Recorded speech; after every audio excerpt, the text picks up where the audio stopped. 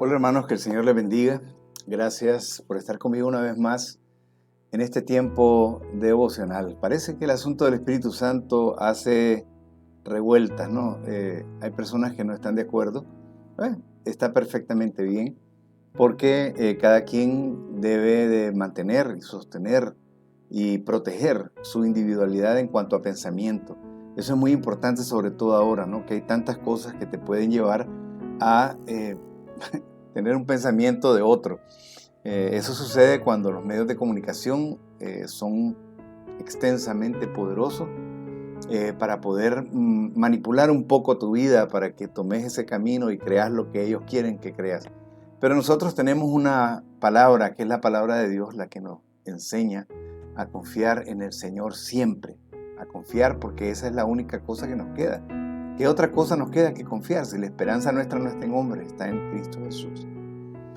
Bueno, gracias por estar conmigo. Espero que se queden hasta el final del programa. El día de hoy quiero hablar acerca del Espíritu Santo, del hablar en lengua y del profetizar.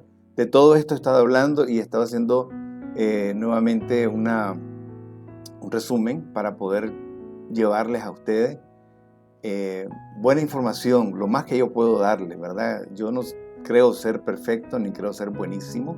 Hay otros predicadores mucho mejor que yo, que hablan mejor que yo. Pero yo sé que el Espíritu Santo está haciendo una labor en aquellos que están oyendo y viendo este programa. Así que yo quiero hacer prácticamente lo que he estado haciendo, un resumen rápido. El que habla en lenguas no habla a los hombres, porque nadie le entiende, dice la palabra del Señor en el versículo 2 del capítulo 14 de la primera carta del apóstol San Pablo a los Corintios. Nadie le entiende cuando habla en lengua, pero por el Espíritu habla misterios. Y aquí tenemos nosotros una palabra poderosa, porque hay un ambiente espiritual que nosotros debemos de conocer. El ambiente espiritual no es, por ejemplo, que hablar en lengua, usted tiene que cerrar los ojos y usted no sabe lo que está diciendo ni lo que está hablando. El Señor dice que si alguien está hablando en lengua, pida al Señor poder interpretarla. Eso ya lo vimos, no vamos a tocar más el texto, simplemente estoy mencionándolo como un resumen. Hay cosas que tenemos que saber, que los misterios de Dios, dice la palabra del Señor en el Antiguo Testamento, los misterios Dios los revela a sus hijos, a aquellos que creen en Él. Y las cosas que son secretas, que todavía están en secreto, Él las conserva para sí. Pero todo lo revelado es para nosotros, para nuestros hijos y para nuestras generaciones. Eso es muy importante. El Evangelio, el don de lenguas, el Espíritu Santo, Jesús, el Hijo de Dios, todas estas cosas estaban guardadas en secreto, en el secreto de Dios, aunque Dios ya venía avisándolas, porque hay cosas que nosotros debemos de entender de Dios. Él no nos está poniendo acertijos, yo se lo he dicho, Él no está poniendo acertijos a nadie. Él simplemente lo que está haciendo es dándonos señales para que cuando nosotros veamos el milagro frente a nosotros, entonces lo reconozcamos. Por ejemplo, cuando los magos llegaron a Belén, llegaron guiados por una estrella, y esa estrella pudo haber sido un cometa o pudo haber sido cualquier cosa, pero ellos tuvieron fe de que esa estrella los estaba llevando, porque también en las escrituras decían que la estrella de Belén. Y entonces se estudia la Biblia, se comprende la Biblia y el Espíritu te guía hacia la verdad, porque eso es lo que ha hecho siempre. No lo está haciendo, no es algo nuevo del Nuevo Testamento. La fe la usó Abraham para creer en Dios y le fue contado por justicia. Por eso dice que el justo por la fe vivirá. Por la fe Abraham, por la fe Isaac, por la fe Jacob y por la fe José. Hablamos de José en cuanto a este muchacho que fue vendido a Egipto, pero todo era un plan de Dios.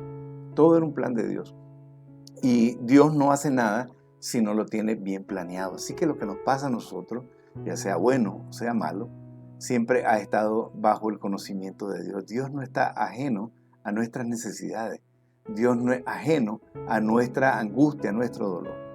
Efesios capítulo 3, versículo del 3 al 6, nos dice que el apóstol Pablo, por revelación, le llegó este misterio. ¿Por qué le llama el misterio? Si ustedes leen Efesios 3, del 3 al 6, se van a dar cuenta. Yo voy a leer el versículo 5. Dice: misterio que en otras generaciones, o sea, en el Antiguo Testamento, y está hablando del Evangelio, de Jesucristo, de la iglesia, del Espíritu Santo, de que hablarían en nuevas lenguas, de todo lo que se dijo en el Antiguo Testamento, viene aquí a cumplirse en ese momento, pero fue un misterio hasta que sucedió. Misterio que en otras generaciones no se dio a conocer a los hijos de los hombres, como ahora es revelado. O sea, todo tiene un momento, todo tiene el tiempo de Dios. Como ahora es revelado a sus santos apóstoles y profetas por el Espíritu. Porque no hay otra forma de aprender de Dios más que por el Espíritu. Dice el versículo 13 del capítulo 14 de 1 Corintios. Este es el capítulo que estamos estudiando. El capítulo 14 y los versículos que yo voy a dar son del capítulo 14. Es para no estar repitiendo el capítulo. Dice el versículo 13, por lo cual el que habla en lengua extraña pide en oración poder interpretarla. Qué interesante, qué poderoso. No podemos estar hablando en lenguas y no saber qué estamos diciendo. Pero si en algún momento estamos orando sin entendimiento, también el apóstol nos dice que podemos nosotros orar con el entendimiento y hablar en lengua, orar en el Espíritu, pues que es prácticamente lo mismo, ¿verdad? Aunque tiene diferentes definiciones, pero esto es lo que él está tratando de decir. Si yo estoy orando en una lengua que no conozco, yo podría orar en mi mente y estar en una oración, si es posible, doble, ¿no? Eso es lo que Dios nos enseña. Ahora, pidamos interpretar la lengua cuando estamos hablando. Yo he pedido interpretar la lengua y en una ocasión, no ha habido más, solamente una ocasión, pude detectar un idioma que estaba hablando y yo sabía lo que estaba diciendo. Y eso fue en un momento en que yo estaba orando, porque las lenguas las usamos cuando estamos orando en privado. No es necesario que desde un púlpito nosotros comencemos a tirar 4 o 5 palabras como chifletas en lengua, porque la gente piensa que nosotros somos espirituales, o quizás nosotros lo estamos haciendo porque queremos que nos vean como espirituales, ¿verdad? O nos sentimos llenos del Espíritu de tal manera que hablamos en lenguas, pero el apóstol Pablo dice, prefiero hablar 5 palabras que 5 palabras entendibles que 1000 palabras que la gente no me va a entender, porque el propósito del Espíritu Santo no es que hablemos en lengua, el propósito del Espíritu Santo es que nosotros podamos edificar a la iglesia. Edificación, exhortación y consolación, la obra del Espíritu Santo en la iglesia de Cristo. Ahora, verso 27, porque Pablo, acuérdense que está tratando de poner en orden este asunto de las lenguas, y por eso al final, ahí le voy a decir que es lo que él dice. Él dice que es 1000 veces mejor hablar en el idioma corriente, o sea, profetizar, que hablar en lenguas, porque aquí estamos hablando de dos cosas. Es la misma, ¿no? Pero, por ejemplo, estamos hablando de hablar, vaya, la redundancia, ¿no? De hablar en lenguas y profetizar, que también profetizar, muchos creen que profetizar es Dios me dijo esto. Eso no es profetizar, me van a disculpar, pero la verdad es que eso no es profetizar. Profetizar, dice el que profetiza, habla a los hombres para edificación, consolación, exhortación y consolación. Eso es lo que la Biblia dice, no lo que yo digo. Y por eso nosotros debemos de entenderla y leer bien, paso a paso, esto. Y en la iglesia antigua, lógicamente en la primera iglesia, en la iglesia primitiva, se hablaba en lenguas y había un intérprete, porque Dios hablaba a través de las personas por la lengua y había un intérprete. Pero miren lo que dice: si habla alguno en lengua extraña, sea esto por 2, a lo más 3. O sea, en una reunión, lo más 3 personas hablar en lengua. Y por turno. No es que vamos a hablar todos juntos, ¿no? Como ya les dije el otro día, que una vez yo me pedí, ¿verdad? Vamos a, hermano, ore, me dice, dirija la oración. Entonces comienza a dirigir la oración, pero todos los demás comienzan a hablar duro y a orar lo que ellos querían orar. Y eso se vuelve en un mercado persa, ¿verdad? Eso no es así.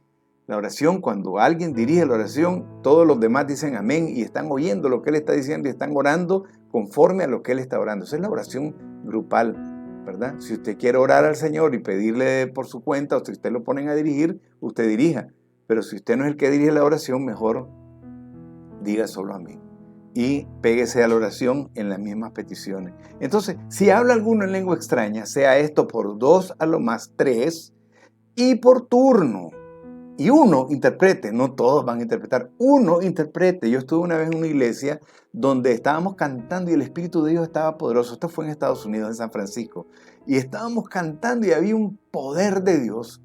Y de repente la canción terminó y se quedó el piano por ahí. Y alguien por ahí al fondo, una iglesia como de 2,000 personas, estaba hablando en lenguas, pero de una forma preciosa. Era una lengua que parecían campanas las que hablaba. Y hablaba y hablaba. Y cuando él cayó, de repente, no al suelo, ¿verdad? Sino que cayó, se dejó de hablar en lenguas. Entonces vino otro hermano por otro lado y comenzó a interpretar todo lo que aquel hermano había dicho. Y lo que decía era palabra de Dios. Yo he venido al mundo para salvar, yo he venido al mundo. Todo era palabra de Dios. Y fue interpretado, y cuando eso pasó, hermano, el Espíritu Santo cayó de tal manera que no pudimos estar de pie. Nos tuvimos que arrodillar ante la magnífica y maravillosa presencia de Dios. Pero esto es lo que pasa cuando todas las cosas se hacen en orden. El versículo 28 dice, y si no hay intérprete, o sea, si alguien está hablando en lengua, por lo menos 3 dice por reunión, ¿verdad? Si alguien está hablando en lengua, dice, y no hay quien lo interprete, calle en la iglesia y hable para sí mismo y para Dios. Ahí volvemos al versículo 2 del 14 de Corintios, ¿verdad? De 1 Corintios, donde dice que el que habla en lengua, dice, aquí lo tengo, el que habla en lengua no habla a los hombres, sino a Dios, pues nadie le entiende, aunque por el Espíritu habla misterios. O sea, no impidan el hablar en lenguas, pero tampoco el profetizar. Y profetizar, vuelvo y repito, no es aquello que les he dicho, sino que significa predicar, interpretar la palabra de Dios, que es la palabra profética que el apóstol Pablo nos enseña, ¿verdad? Que es la palabra profética. Versículo 22 dice, el versículo 22 dice, así que las lenguas son por señal. Fíjense bien que Dios nos da señales, ¿verdad? A los no creyentes. Dice, así que las lenguas son por señal a los no creyentes. ¿Qué pasó en el día de Pentecostés? En el día de Pentecostés sucedió algo maravilloso. En ese día las personas que estaban ahí pudieron entender las lenguas que hablaban los que estaban llenos del Espíritu Santo. Y muchos dicen que eran lenguaje y amén, eran lenguaje, porque lengua y lenguaje es lo mismo. Lo único es que el lenguaje es una forma de decirlo, qué lenguaje estaba hablando. Pero si yo digo en qué lengua estaba hablando, puede ser que me digan inglés, español, francés, italiano, ruso, americano, qué sé yo, ¿no? Y esto es importante entenderlo, ¿no? Entonces, la lengua interpretada es para sorprender a los incrédulos y es una señal para ellos de que Dios les está hablando y les está descubriendo sus vidas. Y entonces ellos dicen que van a caer, ¿verdad? Van a caer, y ahí lo pueden leer en el capítulo 14, honrando a Dios. Las lenguas son señales a los incrédulos y la profecía es una revelación para los creyentes, porque ahí es donde uno es edificado. Amén. Hablar en lenguas. Oigan bien lo que dice la palabra. Si pues toda la iglesia se reúne en un solo lugar y todos hablan en lenguas y entran indoctos o incrédulos, ¿no dirán que están locos? Por supuesto. Pero el evangélico común que no entiende bien la palabra del Señor, por lo general te va a decir que digan que estoy loco. Inclusive hay canto que dicen estoy loco por el Señor.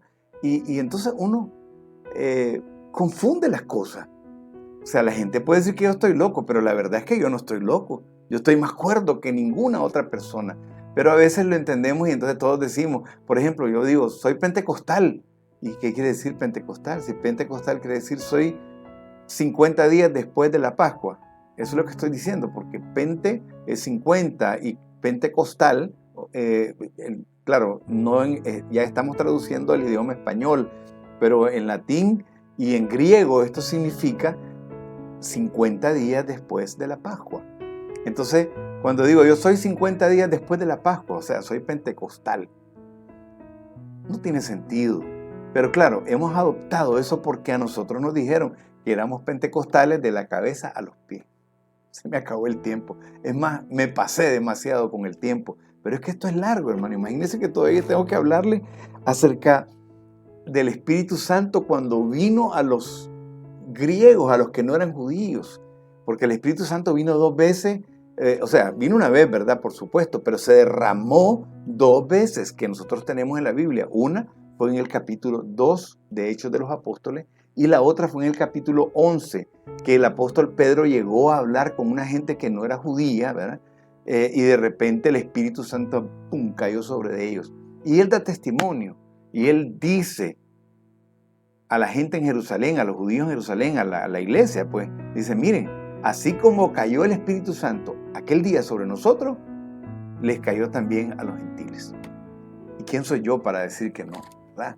Es que, hermano, esto es maravilloso, pero no puedo continuar el día de hoy. Voy a seguir mañana con este mismo tema para que ustedes puedan disfrutarlo y que Dios me les bendiga, mis queridos hermanos.